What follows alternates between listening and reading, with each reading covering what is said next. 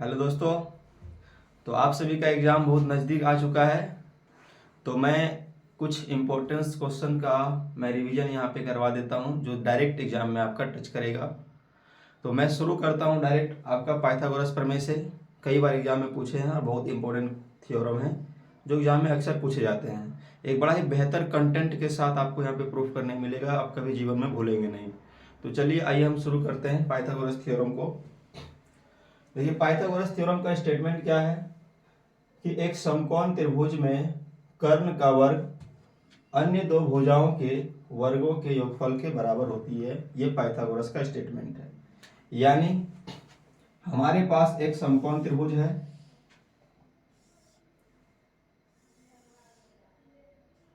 Question के according हमने एक समकोण त्रिभुज बना लिया। यहाँ पे समकोण यानी यहाँ पे एंगल जो बन रही है वो 90 डिग्री का बन रहा है।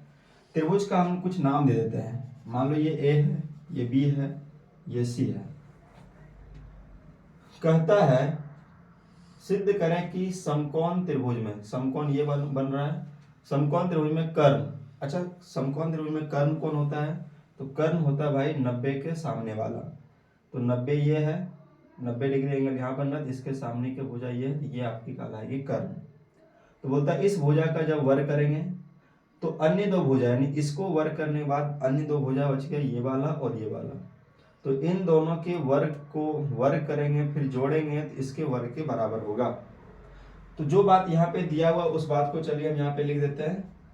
तो लिखेंगे दिया है एक समकोण त्रिभुज, दिया है एक समकोण त्रिभुज ए बी सी।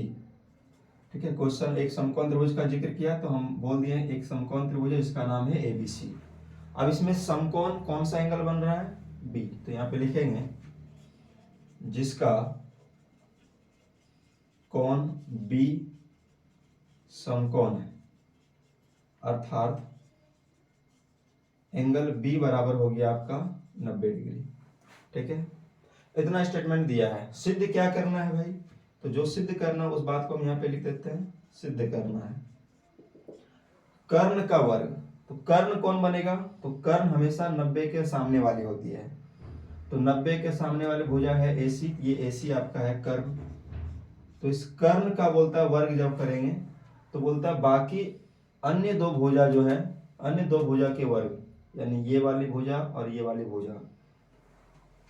तो चलो हम यहाँ पे AB का वर्ग कर देते हैं और BC दोनों भुजा का वर्ग करते हैं। बोलता है यहाँ पे योगफल, यानी दोनों को योग कर देते हैं वर्ग करके। तो बोलता है वो अकेले कर्ण के वर्ग के बराबर होती है। तो ये बात हमको सिद्ध करना है। अच्छा, सिद्ध करने के लिए भाई हमको यहाँ पे रचना करना पड़ेगा, लेकिन कई बार हमको पता ही नहीं चलता है कि हम लोग आखिर रचना क्यों करते हैं। तो भाई रचना करने का आवश्यकता क्यों पड़ता है, या फिर हमको कैसे पता चलेगा कि हमको रचना करना पड़ेगा इसमें? तो भाई एक समकोण त्रिभुज में आप क्या क्या जानते हो? एक समकोण त्रिभुज में आप दो ही चीजें तो जानते हो कि एक कोण 90 डिग्री का होता है और इस भुजा का स्क्वायर करें तो इन दोनों भुजा के स्क्वायर के बराबर होता है, यही तो जानते हैं। अब जो बात जानते हैं वो बात दिया है। तो भाई इस त्रिभुज में इसके अलावा, इन दोनों के अलावा और हम कुछ नहीं जान रहे हैं। तो जब कुछ नहीं जान रहा और ये प्रूफ करना है तो भाई कैसे होगा? तो इसके लिए हमको कुछ ऐसा चीज इसमें करना पड़ेगा जिससे भाई कुछ हमको मिल जाए। तो इसलिए भाई हम लोग यहाँ पे रचना करते हैं। रचना में क्या करेंगे, बी से हम लंब डालेंगे किस पे? कर्ण पे, और इस लंब का नाम दे देते हैं आप डी। तो यहाँ पे लिखेंगे बीडी लंब डालें किस पे? AC पर डालें, यानी BD लंब डाल दिए किस पे? BD लंब डाल दिए हम लोग AC पे। अब जब लंब डला गया तो अब भाई साहब यहाँ पे कुछ हमको बात यहाँ पे जानकारी मिल गया। जैसे आप जानते हैं कि ये छोटा वाला त्रिभुज ये बड़े वाले त्रिभुज के समरूप होता है, ये छोटा वाला त्रिभुज ये बड़े वाले त्रिभुज के समरूप होता है, और ये दोनों भी आपस में समरूप होता है। इतना बात हम लोग जान गए। तो कुछ जानने के लिए ही हम लोग रचना करते हैं। तो इतना बात जान गए, अब यहाँ से हम लोग स्टार्ट करते हैं, प्रूफ करना स्टार्ट करते हैं। अब देखिए यहाँ पे ट्रेंगल बन गया टोटल 3, 1 2 और एक बड़ा वाला 3। इस 3 ट्रेंगल में आपको बारी बारी से चूज करना है कि कौन सा ट्रेंगल हम लें। तो आपको देखिए यहाँ पे ए बी स्क्वायर यानी ए बी भुजा ए बी स्क्वायर का मतलब क्या हुआ, ए बी स्क्वायर का मतलब है A B Guna A B 2 बार। अब कौन ऐसा ट्रायंगल है जिसमें ए बी 2 बार आ जाए, आपको 2 ट्रायंगल चूज करना जिसमें ए बी आ जाए। तो भाई हम बोलेंगे एक छोटा सा ये त्रिभुज लेंगे ए बी डी और एक बड़ा सा त्रिभुज लेंगे ए बी सी, जिसमें ए बी 2 बार आएगा और 2 बार ए बी आएगा तो गुना होकर ए बी स्क्वायर हो सकता है।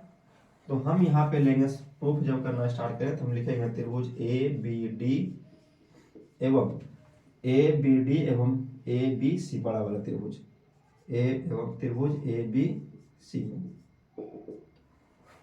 हम ये छोटे वाले त्रिभुज ये बड़े वाले त्रिभुज का समरूप प्रूफ करेंगे। वैसे समरूप तो ये होता है लेकिन हमको यहाँ दिखाना पड़ेगा। तो समरूप दिखाने का कंडीशन क्या है भाई, संगत कोण बराबर दिखा दीजिए। तो जैसे ए बी डी छोटे वाले त्रिभुज और ए बी सी बड़े वाले त्रिभुज में कोई एंगल बराबर है क्या, तो बोले बिल्कुल बराबर है। ए बी डी में ये छोटा सा जो एंगल है डी ये आपका 90 डिग्री का है और बड़ा त्रिभुज जो ए बी सी है वो उसमें बी आपका कितने डिग्री का है, 90 डिग्री का है। 2 कोण बराबर हो गया। उसी तरह से इस एंगल के बारे में देखिए तो इस एंगल ए के बारे में, ये एंगल ए भाई छोटे वाले त्रिभुज में भी आ रहा है और बड़े वाले त्रिभुज में भी आ रहा है। इसका मतलब एंगल ए जो है वो क्या है, उभयनिष्ठ है। एंगल ए जो है आपका उभयनिष्ठ कोण है और उभयनिष्ठ कोण भाई होते हैं बराबर। अच्छा, जब 2 त्रिभुज का 2 कोण बराबर है तो एंगल प्रॉपर्टी से भाई ये छोटे वाला त्रिभुज और ये बड़े वाला त्रिभुज दोनों आपस में समरूप होते हैं।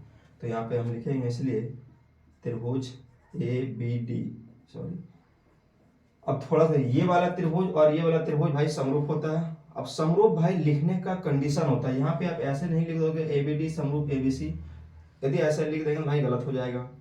तो थोड़ा सा यहाँ पे लिखने का तरीका होता है, क्या कैसे लिखेंगे भाई देखिए, बीच में बराबर का सिंबल डाल दीजिए, ठीक है। इस त्रिभुज का और इस त्रिभुज का कौन सा एंगल बराबर है, डी और बी। तो भाई दोनों का पोजीशन जो है ना हम सेम रखेंगे, ए और ए बराबर है तो दो ए का पोजीशन सेम रखेंगे। तो जैसे मान लिया हमने पहले लिख दिया, मान लो हम ए ही लिख दिए, ए इधर लिख दो, ए इधर लिख दिया, क्योंकि तो दोनों तरफ एंगल ए बराबर है। अब डी और बी बराबर है तो मान लेते हैं हम डी इधर लिख दे रहे हैं तो इसमें भाई बी आपको इधर लिखना पड़ेगा, या डी मान लो इधर लिखेंगे तो बी आपको इधर लिखना पड़ेगा।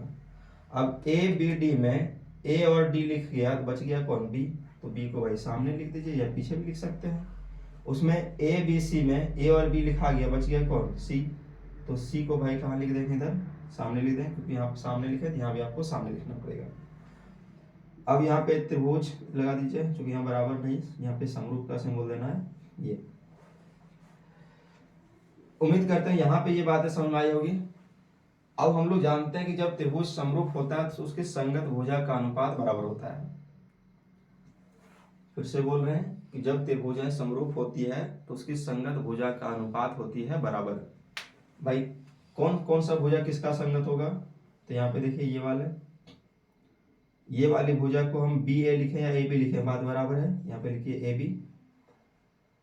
इस वाले भुजा का संगत होगा भाई ये, इसका नाम चलो हमने ए सी लिख दिया, बराबर होगा, पहले 2 भुजा लिए, अब भाई इधर दोनों लीजिए ए डी और इधर लीजिए दोनों ए बी, और बराबर होगा भाई, अब इन दोनों को लीजिए बी डी और बटे में यहाँ पे इधर लीजिए सी बी या बी सी, जो भी लिखिए कोई दिक्कत नहीं है। ये तो समरूप होने के कारण ये संगत भुजा का अनुपात बराबर होगा, ये हम लोग जानते हैं। अब भाई सब करना क्या है, यहाँ पे देखिए ये बी है। अब देखिए यहाँ पे इन 3 गो में से आपको कोई 2 लेना है, भाई कौन सा लें, तो देखिए यहाँ पे ए बी स्क्वायर चाहिए, तो ए बी और ए बी भाई गुना हो तो ए बी स्क्वायर हो जाएगा, यानी ये दोनों को हमको लेना है। तो यहाँ पे लिखेंगे चूंकि ए बी बटा ए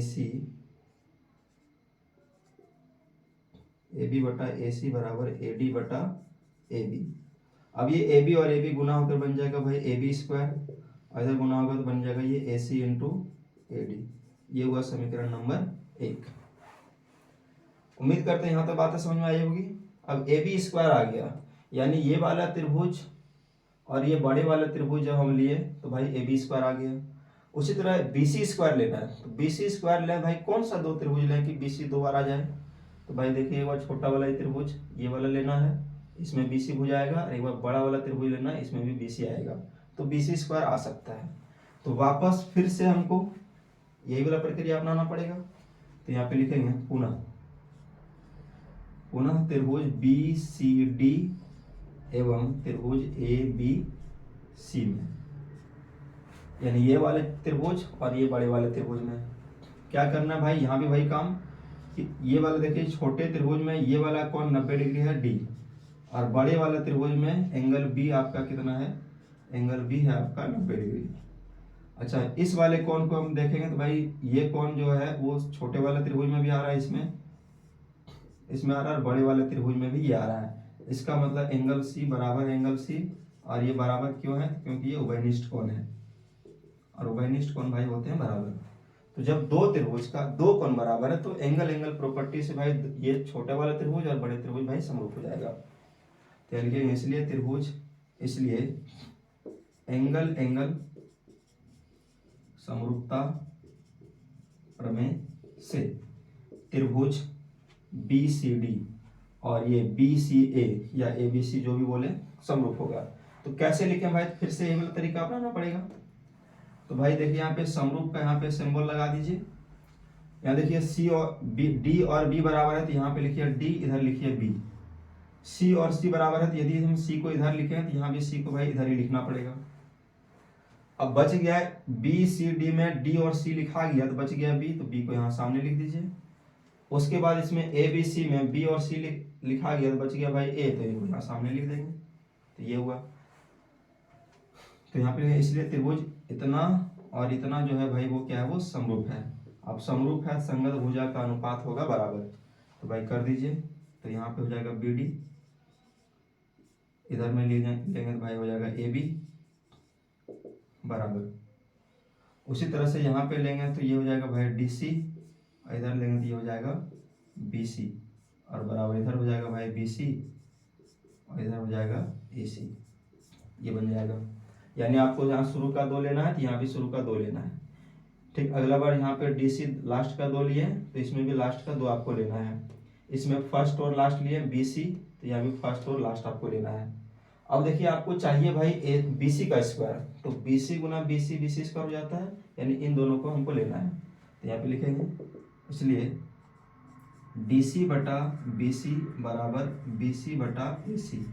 अब देखिए BC और BC गुणागत भाई बन जाएगा BC स्क्वायर, और ये वाला इसमें गुणागत बन जाएगा DC इंटू AC। ये हो जाएगा समीकरण नंबर 2। देखिए आपको AB स्क्वायर चाहिए, आ गया। आपको BC स्क्वायर चाहिए, आप AB स्क्वायर चाहिए, यहाँ आ गया।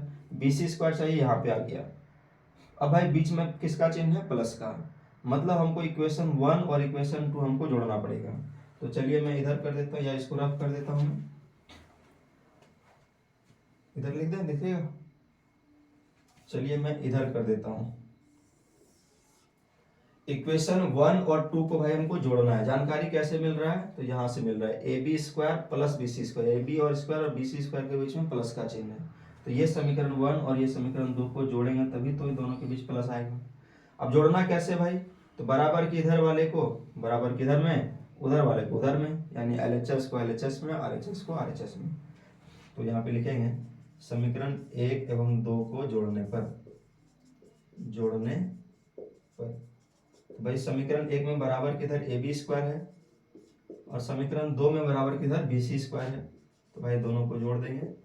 समीकरण 1 में बराबर किधर AC इंटू AD है, AC इंटू AD, और प्लस समीकरण 2 में उधर है DC into AC, DC into AC। AB square plus BC square बराबर AC यहाँ भी है, AC यहाँ भी, भाई हम कॉमन कर सकते हैं, और जब कॉमन होगा तो यहाँ बच जाएगा AD, और प्लस AC कॉमन होगा तो यहाँ बच जाएगा DC।